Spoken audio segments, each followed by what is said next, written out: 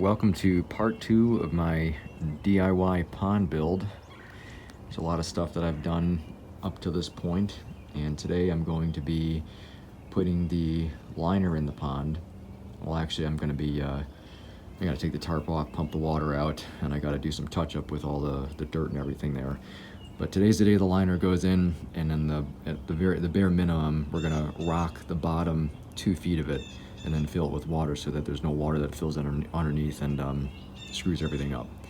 So it's a very important day today, but we're going to go ahead and go back to a time lapse to get you caught up to this point, and then we will start another time lapse of the actual pond build, and we'll put some interjections in here and there to kind of show what I'm doing.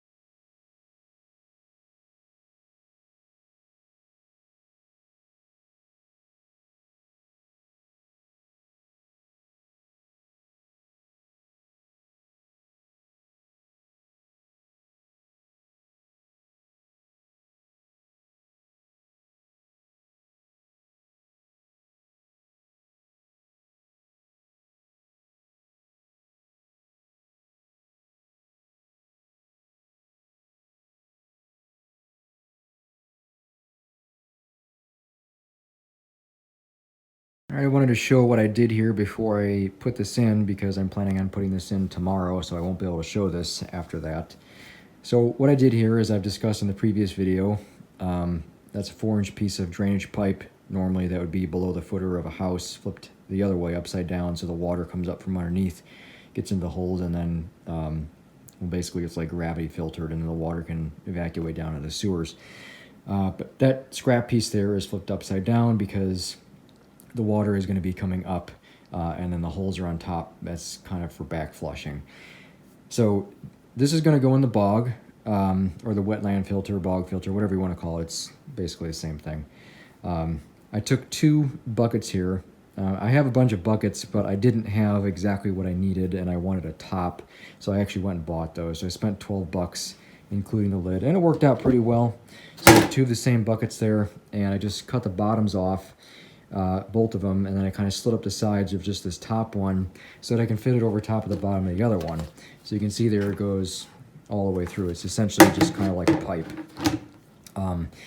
If you ever tried to buy a piece of PVC that'd be 8-inch or larger, you're going to spend a lot of money unless you can find some scraps, and that's not a very common size to find unless you're driving by a construction site and they maybe have a scrap piece that they'll give you. But yeah, that's few and far in between. So yeah, the 2 buckets there from the big box store, I basically just taped around with some electrical tape. That's not really all that supportive. There's actually stainless steel screws that go around here. There's 4 or 5 of them there, and I just cut the nubs off on the outside, so that kind of holds it together. And then the edge that's underneath here, I turned it upside down and put a little bit of hot glue there. None of that really matters too much, because once this is in there and filled, you know, the gravel's all filled around it, it's not going to move anywhere. This is just to temporarily keep it together strong enough so that it can be put in place and not move. The pipe here at the end, what I did is I took this is 1.25 inch fittings. So this is a coupler, and then inside of there, this is a 90. So I just took a piece in between there. I drilled a hole in this 4-inch pipe, put it through there, and then pushed them together. And then this is nice and secure. That's not going to turn.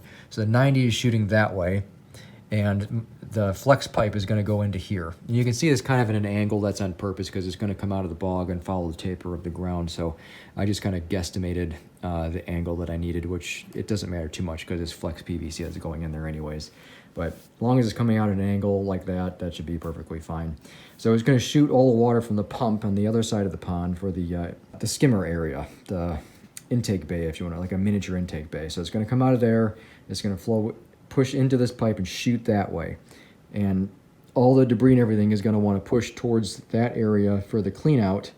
And then the water will I don't know if percolate is the right word. It's going to come out of these holes and kind of just go up through the gravel slowly, and then that's going to act as the filter, biological and mechanical. So once a year, then I will just come over. This is actually going to be just above the water level here, probably about that much.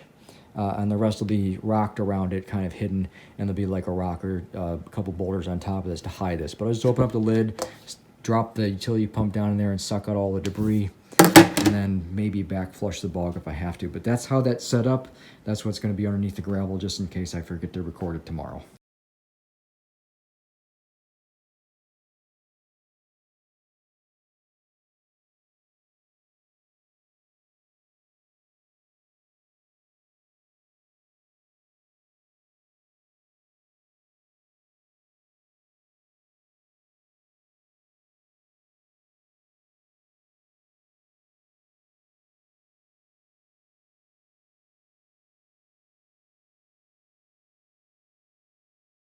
My initial plan was to make updates as I was doing this yesterday, but it was a very hectic day getting all this done in one day for mostly one person. I did have a little bit of help,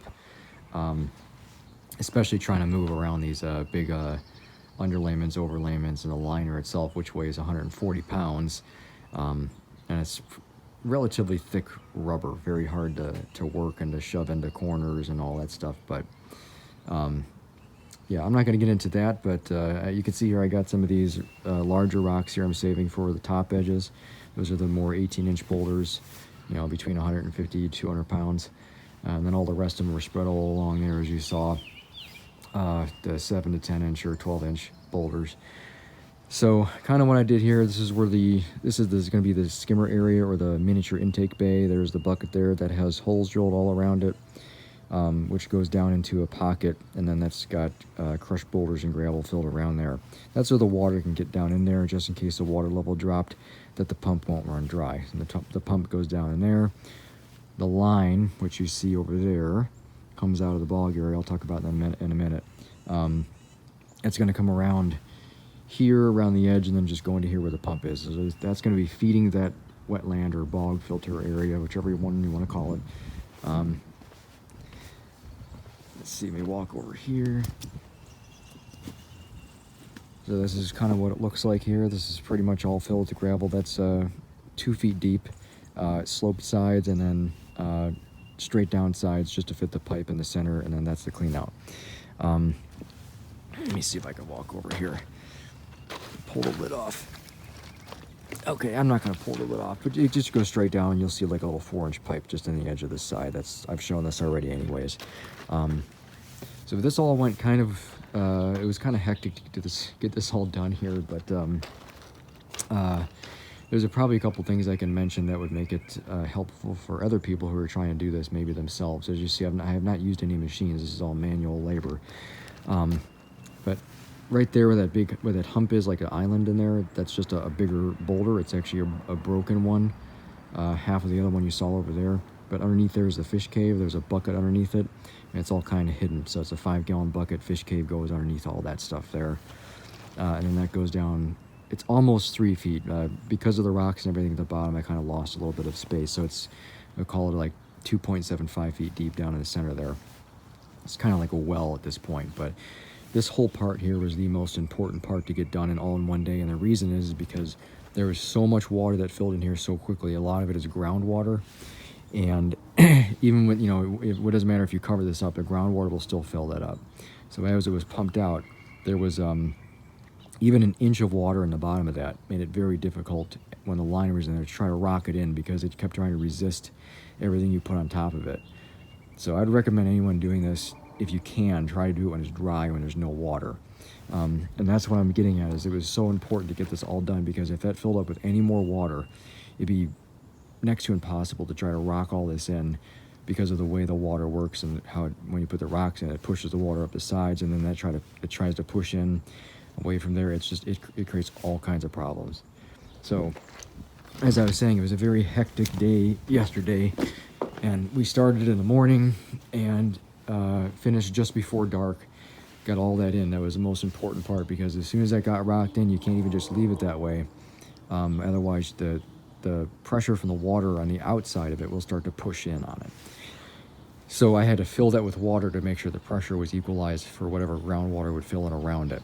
So that was very, very important. Same thing with the bog area there. There was tons of water in the bottom of there. Even after I pumped it out, it was still flowing in from the ground. So that had to get filled with rocks and water. And the same thing with this little bucket over here that had to get filled in as well. So anyways, I just wanted to kind of show that here.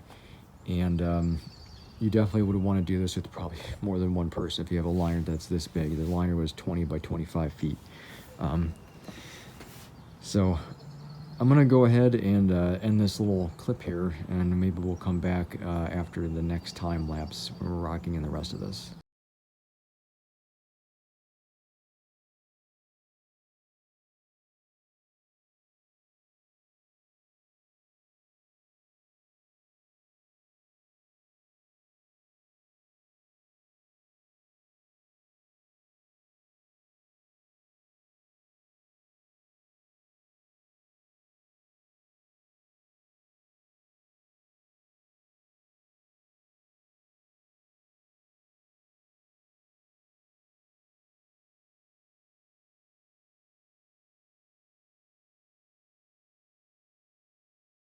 All right, well, I am so exhausted. I don't really know much of what to say here, but I got the entire pond walls rocked in. And you can see here, this is the intake bay. There are some rocks up there that are kind of just peeking above the water level a little bit over it's going to be. And that'll allow, see all these little gaps here, that'll allow the water to flow through the tops of these stones where the gaps are at a higher speed, which pulls the surface tension, so all the debris that's in here gets sucked in towards here and floats in this area. Then it can be cleaned out pretty easy. The bucket there is going to be hidden, but the pump's going to be going there probably not too long from now, although that could be relative. It could be weeks before I get to that. I'm not really sure at this point. Nice days like this are far and few in between. It's like it rains every other day and causes all kinds of issues. But you can see all the rocks I have left. I don't even know how many that is. That's probably at least 2 tons of rock there, I think, left. But I still have to do the stream waterfall area and then the wetland filter area there. I have to rock that. So the second hardest is going to be the waterfall in that area, and then the easiest part's really just going to be rocking around the wetland area. That won't be hard at all. The hardest part was rocking all these walls because it's such tedious work. And, you know, these rocks are not light by any stretch of the imagination. Yeah, so all these rocks here, basically, you know, they got to be stacked in there in a way so that you can stand on them. So like these here, I don't want to fall. You know, I can stand and walk along this entire edge, and none of these will shift or move or anything. They're very solid, so it's very important that they kind of lock into place. You get a mix of big ones and small ones like you see here. You can see the crushed boulders, and a lot of these, it almost seems like they were made to fit together. It's like putting puzzle pieces together and you're looking for them. There's not really any right or wrong way to do it. It's just a matter of using what you have. Try to take the bends where they kind of bend outwards and put the bigger rocks there, kind of like you see there and there, where the pushes in, that kind of accentuates the turns, and try to use the smaller ones around the bends. Although I'm kind of limited on the sizes of rocks that I have. A lot of these rocks were 7 to 10 inch and maybe had some 12 inch, and then you got these bigger ones that are 18. I only have 5 or 6 of those. That one there is probably the nicest one out of the bunch. So I decided to put that excuse me, that right next to the waterfall. It's got a lot of nice color to it, and some nice indentations and all that. The rest of these aren't quite as nice. They're more rounded. But I figured I'd put that right there. It kind of follows the contour of the ground there really nicely. And yeah, so one of the hardest parts here was, I think I mentioned this before already, but rocking along the edge of the patio and getting pea gravel stuff down behind there. Well, it's kind of the same thing around the entire edge of this pond, really. Except I'm not pulling the liner back to stuff anything. I'm doing it from this side. So every rock that I'm placing, I got to put in there, see if it fits, and then kind of pull it back out and stuff a bunch of gravel in behind it. Make sure it's real nice and tight so there's no gaps behind the ground there. And then put everything back in place, and I use like a painter stick to pound everything down in there. And it's just like that going along the entire edge. Every single rock here is placed with a purpose. The big ones, the small ones, even some of the pebbles, and they're all stuffed up inside the crevices here. I'll probably kind of show you here a little bit, maybe a little closer. If I walk over here, I don't want to trip over anything while I'm recording this. Oh, okay. But you can see like a lot of these rocks up in here, you know, they're all kind of placed and stuffed up inside here. You know, and a lot of these pebbles they're put in place just to, you know, kind of make it look more like it's natural. If you're just stacking a bunch of, you know, 7 to 10 inch rocks on top of each other, not mixing anything else in there, it kind of doesn't really look as good aesthetically. I'm trying to kind of mimic nature a little bit, you know, kind of make it look like this just kind of fell off of the side of a mountain and everything's just kind of sitting in place, so it doesn't look man-made.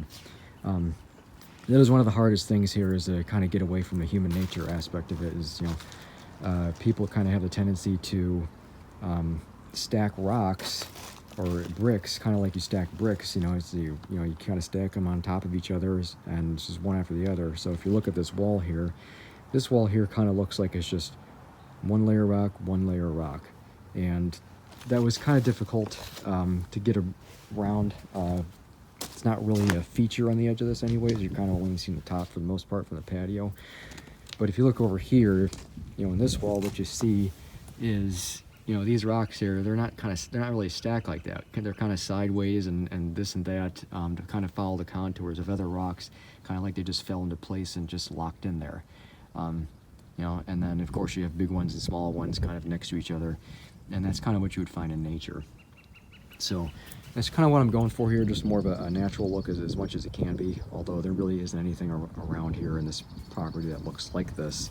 But this is kind of like a little, I guess, oasis, if you want to call it that.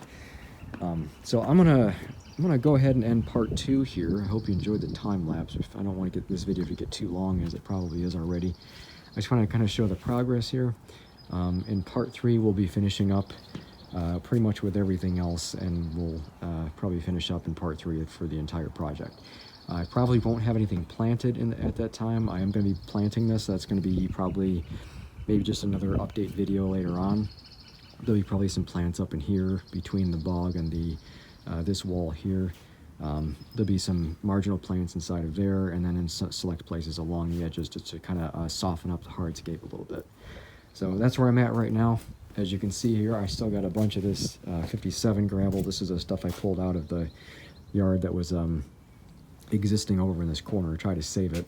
And of course, I still have a lot of these crushed boulders, and then quite a bit of the 34R gravel. So I probably have about 1.25 tons over there still, at least.